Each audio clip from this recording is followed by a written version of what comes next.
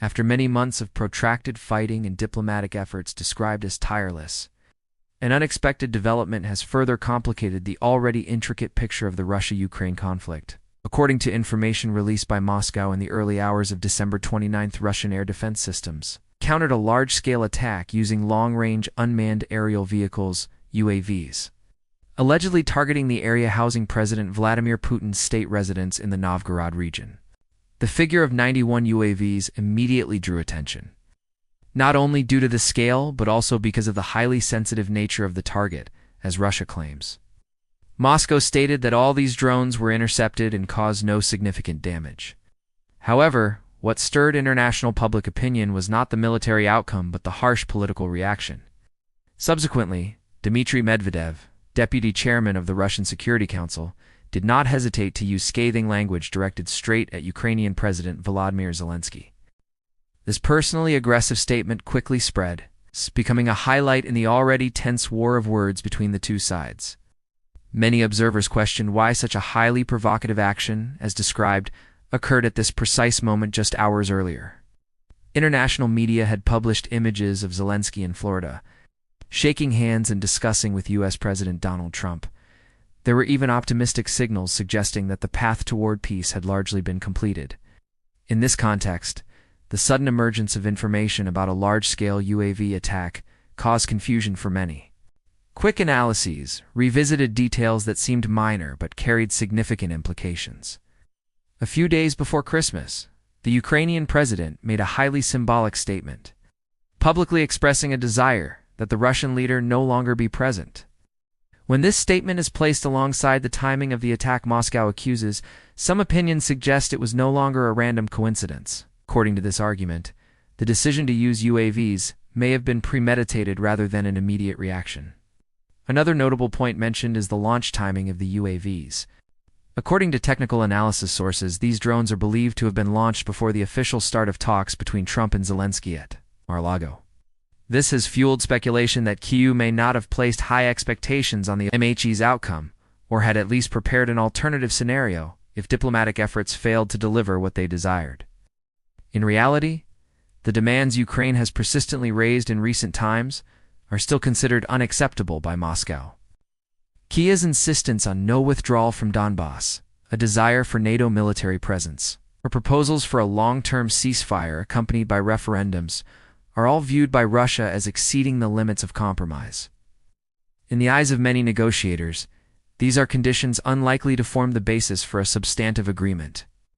In this context, although Trump publicly described his meeting with Zelensky in positive terms, many experts believe it was likely just Washington's way of maintaining diplomatic appearances. Subsequent firm statements from the U.S. side indicate that the White House's patience may be wearing thin, according to sources. Washington has repeatedly advised Kyiv to focus on more feasible terms rather than prolonging the process with unrealistic demands. However, instead of adjusting its stance, Ukraine appears to have chosen a risky move. Public opinion has hypothesized that this UAV strike, if confirmed as carried out by Kyiv, carried a dual calculation. In the most extreme scenario, if the high-level target were eliminated, Russia would face a major political crisis. Conversely, if the operation failed, Moscow's military response could be used as evidence to accuse Russia of sabotaging peace. Either way, the risks are extremely high. Notably, Russia's reaction following the event did not follow the explosive emotional scenario many predicted. Instead of uncontrolled statements, Moscow chose to emphasize the legal and political nature of the incident. Russian officials called it an act of state terrorism and affirmed that the Ukrainian president bears personal responsibility. At the same time, they linked the event to the mediating role President Trump is trying to build. According to Russia's argument, this attack was no different from a direct blow to Washington's credibility. When Trump stakes his political reputation on promoting peace, the sounds of UAV explosions echo near the Russian leader's residence. This poses a difficult question for the White House. Does the U.S. truly control the partner it is supporting? Direct reactions from the U.S. side further clarified the situation's sensitivity. President Trump acknowledged he learned of the incident very early, not through traditional intelligence channels but directly from phone calls with President Putin. This detail immediately attracted attention. showing that Moscow wanted to send a direct message to Washington without intermediaries. In his familiar speaking style, Trump could not hide his dissatisfaction. He described the incident as not good and particularly emphasized the timing. From the U.S. president's view, battlefield fighting is hard to avoid while the conflict persists, but targeting areas where heads of state reside crosses a different red line.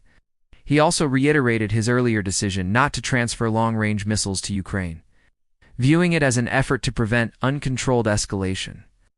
Many analysts interpret these statements as signals that Washington is reconsidering its approach to Kyiv. Trump's public sharing of his conversation with Putin is seen as a way to pressure Ukraine to explain and clarify its role in the incident. In the context of the U.S. playing a mediating role, any action derailing the process could prompt a swift White House response. On the Russian side, officials issued unanimous stern warnings. The Russian Foreign Ministry spokesperson emphasized that this was an unprecedented event, not only due to the UAV scale, but also because the target allegedly involved heads of state directly. This choice of wording, according to many diplomatic experts, was not merely descriptive, but aimed to highlight the severity in the eyes of the international community. Moscow simultaneously sent a dual message, on one hand acknowledging Trump's personal efforts in seeking peaceful solutions, on the other, questioning the U.S.'s ability to control Ukraine. If Kyiv truly carried out this action right after the Florida visit, it would not just be a bilateral Russia-Ukraine issue, but directly affect Washington's credibility on the diplomatic chessboard. Russia declared it would take retaliatory measures against identified targets, but left the door open for negotiations. Foreign Minister Sergei Lavrov emphasized that Moscow would not withdraw from the peace process, but would review its entire stance. According to observers, reviewing stance in this context typically means conditions will become stricter, especially regarding territory and security guarantees. Meanwhile, Ukraine immediately rejected all accusations, calling them false information and claiming Russia was fabricating pretexts to escalate attacks on power centers in Kyiv. The information confrontation between the two sides quickly escalated with contradictory statements and evidence presented in ways favorable to each side. Many believe the truth in this case is obscured by the fog of information warfare. Russian lawmakers also joined in. The chairman of the State Duma's Foreign Affairs Committee called it a provocation, not only targeting Russia, but also weakening U.S. reconciliation efforts.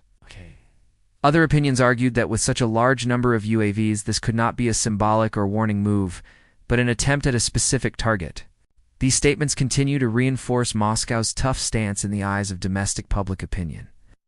On the opposing side, the West closely monitored the White House's reaction. Trump's apparent anger is seen as a sign that Washington places high expectations on its mediating role. When the U.S. president's personal credibility is tied to the peace process, any disrupting action risks being viewed as a direct challenge. The incident occurred amid negotiations reportedly nearing a decisive phase, though territorial disagreements remain unresolved. Therefore, many analysts believe that if the UAV wave matches the accusations, it may have made the final 10% of the path to peace more inaccessible than ever. As of now, the biggest question remains unanswered. Was this truly a military effort targeting the Russian president personally, or just part of a larger struggle among involved parties? While Moscow and Kyiv continue issuing contradictory statements, Washington faces a tough dilemma in maintaining its mediating role without losing influence over both sides. International public opinion is thus witnessing a phase where every move and statement could alter the overall situation. The UAV incident is not merely an isolated military event, but a test for ongoing diplomatic efforts. As many observers note, its long-term impact may only become clear when the parties are forced to make their next strategic choices.